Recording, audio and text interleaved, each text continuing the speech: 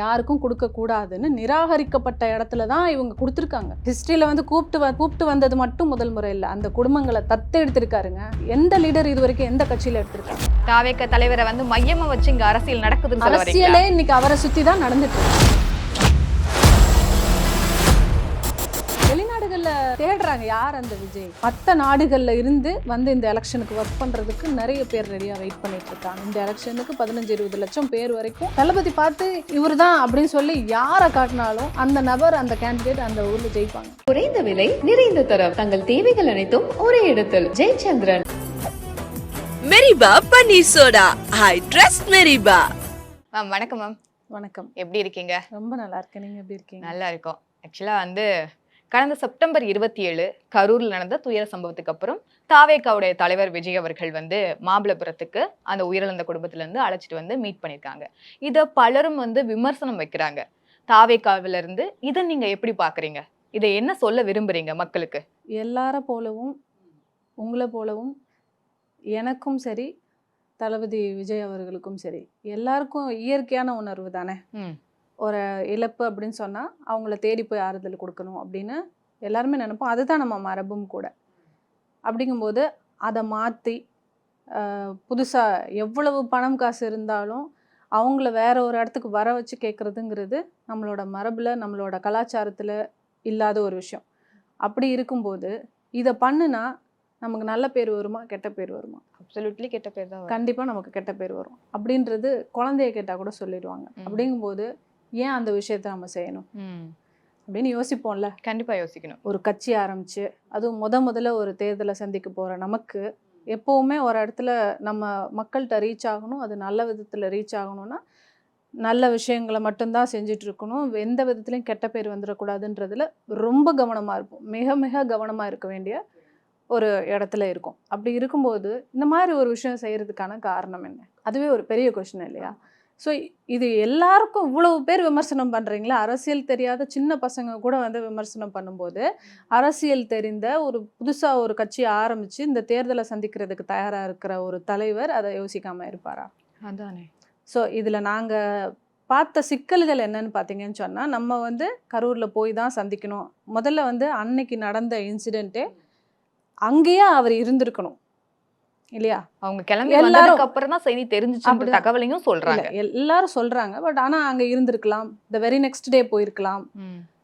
இது எல்லாமே எல்லாரோட இதுவும் தான், கேள்விகளுக்கும் பதில் கொடுக்கணும்னு நினைக்கிறேன். அன்னைக்கு அங்க இருந்து அங்க இருக்கக்கூடாது அப்படின்னு அறிவுறுத்தினது வந்து காவல்துறை.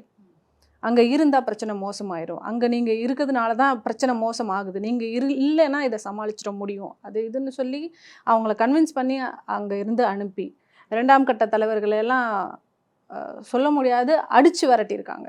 ஓகே. ஸோ அப்போ அந்த சமயத்தில் நம்ம கை மீறி போயிடுச்சு. ஃபுல்லாக வந்து காவல்துறை மற்றும் அங்கே லோக்கல் பொலிட்டிஷியன்ஸ் அவங்க எல்லாரும் வந்து ஆக்கிரமிச்சிட்டாங்க. ஸோ அந்த ஊரில் இது நடக்கக்கூடாது அப்படின்னு வெல் பிளான்டு ஒரு சூழ்ச்சி. அப்படியா தான் இதை வந்து ஒரு எப்படி சொல்கிறது, அரசியல் சூழ்ச்சின்னு தான் சொல்லணும். இது பிளான் பண்ண ஒரு விஷயம். இந்த இடத்துல தான் நிற்கணும் அப்படின்னு போலீஸ் வந்து வண்டியில் ஏறினதுமே வந்து விஜய் அவர்கள் வந்து காவல்துறைக்கு நன்றி தெரிவித்தார். ஏன்? காவல்துறை அவ்வளவு நல்லா வேலை பார்த்தாங்க அந்த இடத்துக்கு வந்து நிப்பாட்டணுன்றது. அது எப்படி அப்படி வேலை பார்ப்பாங்க அவங்க? ஒரு இடத்துல ஒரு லிஃப்ட்டுக்குள்ளேயே ஒரு 10 பேருக்கு மேலே போக முடியாதுன்னா வெளியேறிடுவோம்ல. அந்த லிஃப்ட்டை ஆப்ரேட் பண்ணுறவரை இதுக்கு மேலே ஏற முடியாது, வெளியேறிடுங்க, இது சொல்லுவோம்ல. அதான காமன் சென்ஸ். கண்டிப்பாக. அப்படி இருக்கும்போது காவல்துறை எப்படி இவ்வளோ பேர் அனுமதிச்சாங்க? அதுவே முதல் தப்பு. க்ரௌடு யாருமே எதிர்பார்க்காதது தான் க்ரௌடு அப்படின்னு சொல்லலாம். எதிர்பார்க்காதது கிடையாது க்ரௌடு. காவல்துறை எதிர்பார்க்கணும். அதுதான் காவல்துறையோட பொறுப்பு. தமிழக அரசாங்கம் அவங்க நம்மளோட அங்கே இருக்க மூத்த தலைவர்கள் இவங்க எல்லாருமே இதில் அரசாங்கத்தோட சம்பளம் கொடுக்கறது எதுக்காக? மக்கள் பாதுகாப்புக்கு தானே. அப்படிங்கும்போது அவங்களோட கடமை தானே அது. க்ரௌடு வந்து திடீர்னு எங்கேருந்தோ மேலேருந்து குதிச்சு திடீர்னு சடனாக ஒரு 1/2 மணி நேரத்தில் க்ரௌடு வர்றது கிடையாது. இந்த ஏரியாவிலேருந்து 10 பேர், அந்த ஏரியாவிலேருந்து 10 பேர், இப்படி 50 பேர் 100 பேர்னு வரும்போது 500 வந்துருச்சுன்னு சொன்னால் இப்போ இதுக்கு மேலே இந்த பக்கம் வர முடியாது, வண்டிகள் நிறுத்த இடம் இல்லை, மக்கள் கூடிடுவாங்கன்றது ஒரு திருவிழானா கூட நம்ம பார்க்குறோம்ல. ஆமா, கண்டிப்பா பாக்குறோம். அப்படி இருக்கும்போது இங்க இருக்கிற ஒரு லோக்கல் ஒருத்தர் வந்து இறந்த வீட்டில் வந்துட்டு அவங்களுக்கு பாதுகாப்புக்கே வந்துட்டு அவரோட இறுதி சடங்கு அதுக்கே 1200 போலீஸ் போடுற தமிழக அரசாங்கம் ஒரு நல்ல ஒரு ஸ்டார்டம் உள்ள ஒரு லீடர், அவருக்குன்ற ஒரு க்ரௌட் இருக்குன்றது எல்லாருக்கும் தெரியும். தெரியும். புரியுதா? Mass அப்படிங்கும்போது hero-ங்கிறது. கண்டிப்பா போலீஸ் அங்க ஆன்டிசிபேட் பண்ணியிருக்கணும். Okay. இவ்வளோ க்ரௌடு வரும், நம்ம எதிர்பார்ப்போட இருக்கணும், எதுக்கும் இந்த காஷியஸ் ஸ்டெப்ஸை நம்ம முன்னாடி எடுத்து வைக்கணும். ஆம்புலன்ஸ் எல்லாம் சிஎம் வரும்போது மாற்றி விட்றீங்கல்ல, சிஎம் வராருன்னா கண்டிப்பாக மாற்றுறோம்ல. அப்படிங்கும்போது இப்படி ஒரு ஸ்டார்டம் உள்ள ஒரு ஹீரோ, ஒரு லீடர், ஒரு கட்சியோட லீடர், ஒரு மக்கள் கூட்டம் அப்படிங்கும்போது இந்த இடத்துல ஆம்புலன்சஸ் டைவர்ட் பண்ணுற மாதிரியான ஒரு இடமா தானே கொடுத்துருக்கணும். முதல்ல இந்த பக்கம் தான் ஆம்புலன்ஸ் போகணும், அந்த இடத்துல அவங்க முதல்ல பர்மிஷன் கொடுக்கக்கூடாது. நேற்று வந்து எடப்பாடி அவர்கள் கூட காமிச்சிருக்காரு, அந்த இடம் ஏற்கனவே நிராகரிக்கப்பட்ட இடம், யாருக்கும் கொடுக்கக்கூடாதுன்னு நிராகரிக்கப்பட்ட இடத்துல தான் இவங்க கொடுத்துருக்காங்க. அதுவே ஒரு பெரிய சூழ்ச்சி தான். ஸோ ஒரு புது கட்சி புதுசாக ஒரு இடத்துக்கு போகிறோம் அப்படிங்கும்போது நமக்கு இதெல்லாம் தெரியாது, நமக்கு நல்லது தான் பண்ணுவாங்க, காவல்துறை தாவேக்காக்கு நல்லது பண்ணுதோ இல்லையோ மக்களுக்கு நல்லது தானே யோசிப்பாங்கன்ற ஒரு நம்பிக்கையில் தான் நம்ம இந்த இடத்த ஃபிக்ஸ் பண்ணுறோம், இது எல்லாமே பண்ணுறோம். ஓகே. அப்போது இது எல்லாமே சூழ்ச்சி பண்ணி அங்கே என்னென்னவோ நடந்திருக்கு. செருப்பு வீச்சில் இருந்து செருப்பு வீசினப்போ கூட தலைவர் நகர்ந்து போங்க, யாரும் இனிமேல் நிற்க மாட்டேன்னு சொல்லலையே, அதையெல்லாம் தாங்கி நின்று ஸ்ட்ராங்காக நின்னார் இல்லை. அப்படிங்கும்போது அவர் இந்த மாதிரி ஒரு இடத்துல நடக்குது அப்படின்னா மேலேருந்து தண்ணி பாட்டில் தூக்கி போட்டுட்டு வேடிக்கை பார்க்குற குணம் கிடையாது அவருக்கு.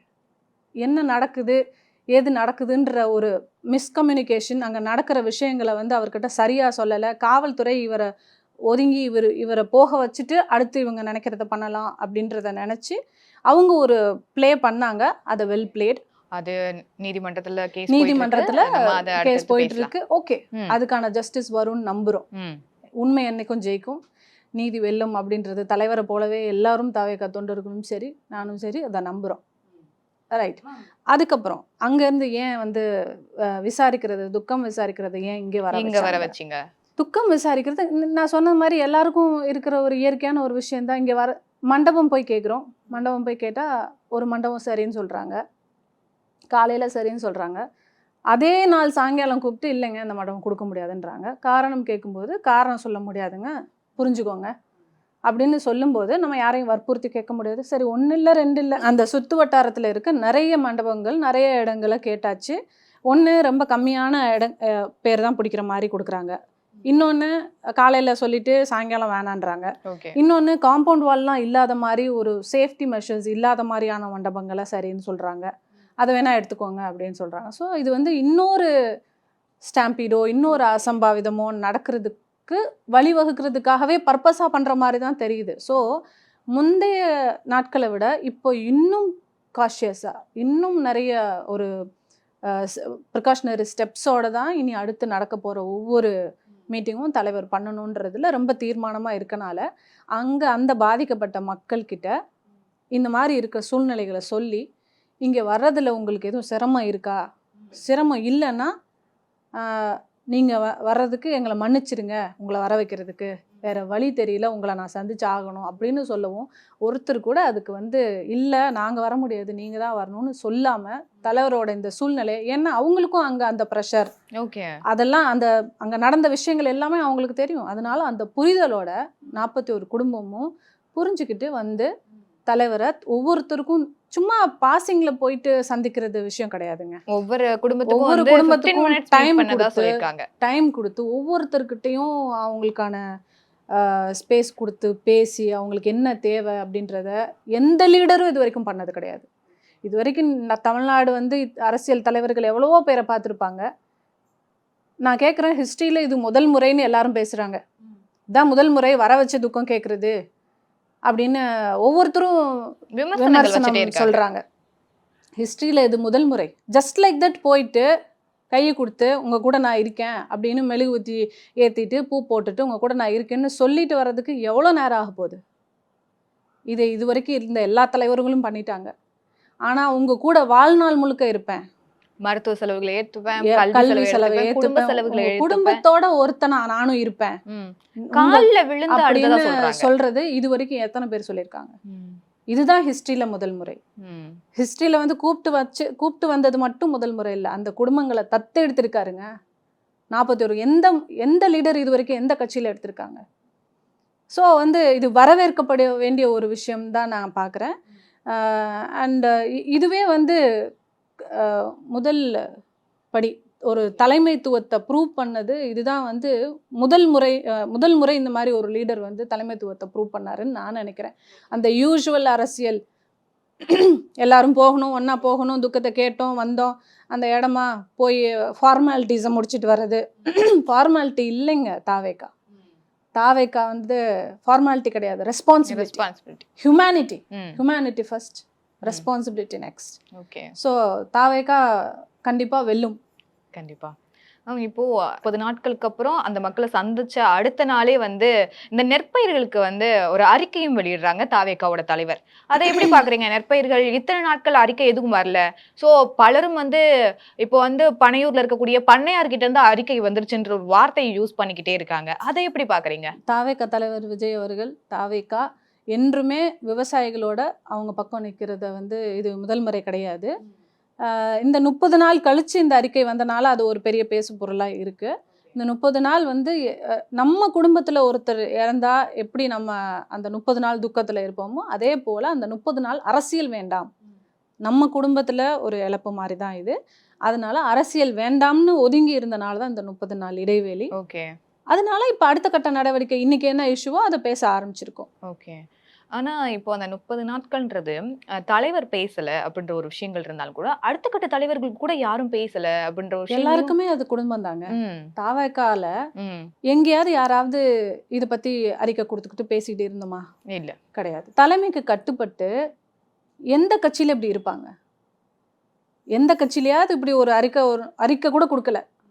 அறிக்கையாவது கொடுத்தாங்களா? எங்கேயும் யாரும் எதுவும் பேச வேணாம், யாரும் வெளியே ஏதாவது அறிக்கை கொடுத்தாங்களா? எப்படி வந்து மொத்த கட்சியில் கடைசி உறுப்பினர் வரைக்கும் யாரும் இதை பற்றி பேசாமல் இருக்கணும் அப்படின்ற ஒரு இன்ஃபர்மேஷன் எப்படி வந்து பரவலாக எல்லாரும் கேட்க முடியும்? ஒரு அறிக்கை வந்தால் கூட அந்த அறிக்கை கொடுத்துருக்காரு, வேண்டாம் இதை பற்றி யாரும் பேசக்கூடாதுன்னு நினைக்கலாம்.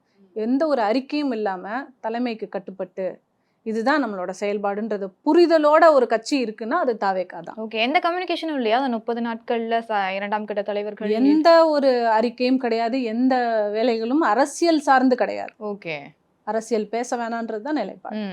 மேம், இப்போ இந்த பக்கம் இப்படியே போனாலும் கூட அடுத்து 2026க்கான எலெக்ஷனும் ரெடி ஆகிட்டு இருக்காங்க. அடுத்தடுத்து விஜய் அவர்கள் வந்து ஒரு கமிட்டியோட குழுவை அடுத்து வர 5ஆம் தேதி வந்து மீட் பண்றதா இருக்கட்டும். ஸோ அடுத்தடுத்து வந்து அரசியல் வேலைப்பாடுகள்ல ஸ்டார்ட் பண்ண ஆரம்பிச்சிட்டாரு தாவேக்காவோட தலைவர் விஜய் அவர்கள். ஸோ அடுத்து என்ன நடக்கும் தாவேக்காவிலும் சரி அரசியல் மாற்றத்திலும் சரி? கண்டிப்பா இந்த 2026 எலெக்ஷன் வந்து ஒரு மிகப்பெரிய மாற்றம், ஒரு மிகப்பெரிய எழுச்சி உண்டாயிருக்கு மக்கள்கிட்ட. அதாவது இன்னைக்கு சின்ன பிள்ளைங்களோட ஸ்கூல் ஃபங்க்ஷனில் ஆரம்பித்து காலேஜஸில், பெரிய பெரிய மால்ஸில், ஹோட்டல்ஸில் எல்லா இடத்துலையுமே வந்து ஒரு கட்சியோட பாடலை வந்து கொண்டாடி பார்த்துருக்கீங்களா? எந்த கட்சி பாடலாவது வந்து வெளியில் வந்து கொண்டாடி அதை போட்டு ஒரு ட்ரெண்ட் பண்ணி இது வரைக்கும் யாரும் பார்த்ததில்ல. ஸோ ஒரு கட்சி பாடலே வந்துட்டு இவ்வளோ பெரிய பிரம்மாண்டமாக கொண்டாடுற மக்கள் வந்து அந்த கட்சி தலைவரை எந்த அளவுக்கு ஏற்றுக்கிட்டு இருக்காங்கன்றது தான் இதில் யோசிச்சு பார்க்க வேண்டிய ஒரு விஷயம். அப்படி இருக்கும்போது இன்னைக்கு தாவேக்கா பேசலை, எந்த ஒரு இஷ்யூவை பற்றியும், எந்த ஒரு இந்த கரூர் இஷ்யூவை பற்றியோ இதை பற்றி தாவேக்கா தலைவர் பேசலை, யாருமே கட்சியில் பேசலை. ஆனால் அந்த தாவேக்கா தலைவர் விஜய் அவர்களை பற்றி மற்ற ஒருத்தர் கூட பேசாமல் கிடையாது. இன்னைக்கு எந்த மீடியாவாவது விஜய் அவர்களை பேசாமல் இருக்கா? நேஷனல் மீடியா எல்லா அயல் நாடுகள்ல பேசிக்கிட்டு இருக்காங்க. தாவேக்கா தலைவரை வந்து மையமா வச்சு இங்க அரசியல் நடக்குதுன்னு சொல்ல வரீங்களா? அரசியலே இன்னைக்கு அவரை சுத்தி தான் நடந்துட்டு இருக்கு. ஓகே. வெளிநாடுகள்ல தேடுறாங்க யார் அந்த விஜய். இன்னைக்கு தமிழ்நாட்டுல, இந்தியாவில் ஒரு மிகப்பெரிய எழுச்சி உண்டாயிருக்கு. ஒரு பெரிய பேசு பொருளா இன்னைக்கு இருக்கிறதுக்கு காரணம் என்ன, ஏன் அவரை வந்து இவ்வளோ தூரத்துக்கு மக்கள் கொண்டாடுறாங்கன்னு அடுத்த நாடுகளில் தேட ஆரம்பிச்சிருக்காங்க. அண்ட் மற்ற நாடுகளில் இருந்து வந்து இந்த எலெக்ஷனுக்கு ஒர்க் பண்ணுறதுக்கு நிறைய பேர் ரெடியாக வெயிட் பண்ணிட்டு இருக்காங்க. இந்த எலெக்ஷனுக்கு 15-20 லட்சம் பேர் வரைக்கும் எலெக்ஷன் டைமுக்கு வந்து வேலை பார்த்து தளபதியை ஜெயிக்க வைக்கணும் அப்படின்ற ஒரு நோக்கத்தோட நிறைய பேர் வெயிட் பண்ணிட்டு இருக்காங்க. ஓகே. ஸோ இது வந்து சாதாரணமாக எந்த கட்சிக்கும் எந்த தலைவருக்கும் நடக்காத ஒரு விஷயம்.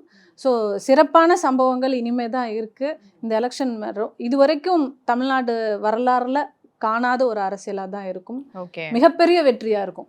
சாதாரண வெற்றி அப்படின்னு சொல்ல முடியாது.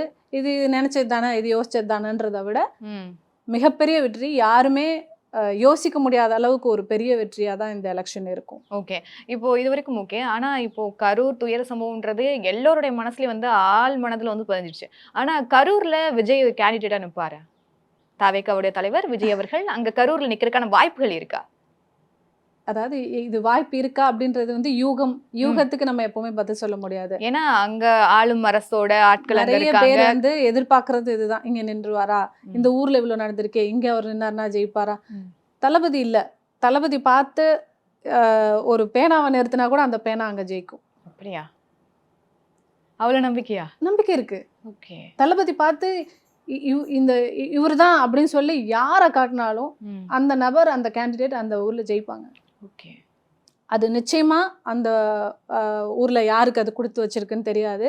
நாட் ஒன்லி கரூர்ல இல்ல 234 தொகுதிகள்லையும் யார் நிக்க போறாங்களோ அவங்க எல்லாருமே தளபதியோட ஒரு சகோதர சகோதரிகளா தான் இருப்பாங்க.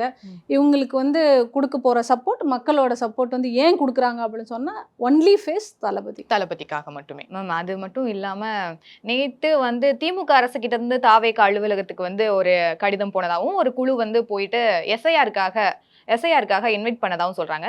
எஸ்ஐஆர் பத்தி தாவேகா என்ன நினைக்குது? திமுக வந்து அதை எதிர்க்கிறாங்க, அதிமுக அதை ஆதரிக்குது எஸ்ஐஆர். ஸோ இது தாவேகா தரப்புல இருந்து தாவேகாக்கு எஸ்ஐஆர் பத்தின என்ன மாதிரியான ஒப்பீனியன்? ஸ்பெஷல் இன்டென்சிவ் ரிவிஷன் சொல்லுவாங்க, சிறப்பு திருத்தம், பட்டியல் திருத்தம். பேரில் வந்து ரொம்ப அழகானது, ஆனால் இது செயலில் ஆபத்தானது. அப்படியா பார்க்குறோம். இதை கரெக்டாக பண்ணால் நல்ல விஷயம்.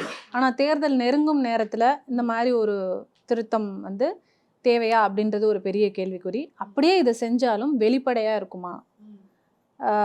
வீட்டு வேலை செய்யும் பெண்களுக்கு, எஸ்சி எஸ்டிக்கு, மைனாரிட்டிஸ்க்கு, புது ஓட்டர்ஸ்க்கு, நியூ ஓட்டர்ஸ்க்கு இதெல்லாம் வந்து இப்போ அட்ரஸ் சேஞ்ச் இருக்கும், ஆதார் இல்லாமல் இருப்பாங்க, ஒரு சிலர் எந்த ஐடி ப்ரூஃப் இது இல்லைன்னா பண்ண முடியாது, அது இல்லைன்னா பண்ண முடியாது. அண்ட் எல்லா இடத்துலையும் நிறைய பூத்ஸ் இருக்கணும். இதுக்காக இதெல்லாம் சரியாக செஞ்சால் பரவாயில்ல, ஆனால் இது சரியாக செயல்படுமா அப்படின்றது மிகப்பெரிய கேள்விக்குறியாக இருக்குது. அண்ட் இந்த பேரில்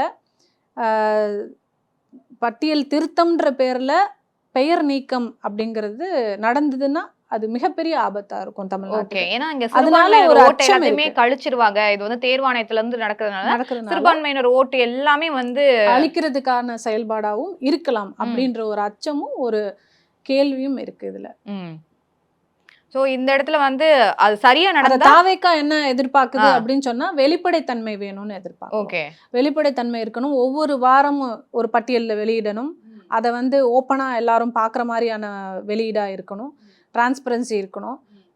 ஒவ்வொரு வாரமும் ஒரு கூகுள் ஷீட்டில் இத்தனை பட்டியல் ஏற்றிருக்கோம், இந்த தொகுதியில் இந்த பகுதியில் இவ்வளோ பேர் சேர்த்திருக்கோம், இவ்வளோ நீக்கியிருக்கோம் அப்படின்ற ஒரு பட்டியல் வந்து டிரான்ஸ்பரண்ட்டாக வெளிப்படைத்தன்மையோடு இருந்ததுன்னா அதை வரவேற்கலாம். அந்த மாதிரி ஒரு செயல்பாடு இருந்ததுன்னா அதை வரவேற்கலாம் ஒழிய மற்றபடி இது ஆபத்தானது பார்க்குறோம்.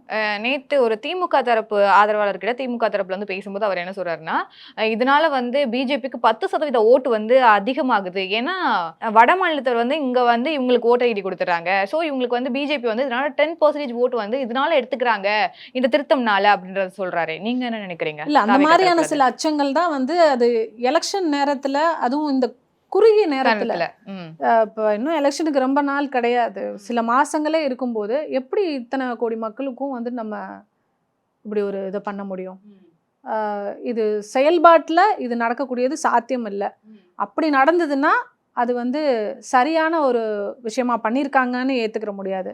ஏன்னா இவ்வளவு பேருக்கும் டக் டக் டக்குன்னு பண்ணுறதுக்கு வந்து ஒரு பெரிய டீம் இருக்கணும், மிகப்பெரிய ஒரு ஃபார்முலா இருந்தால் தான் இது இத்தனை மாதங்களில் முடிக்க முடியும்.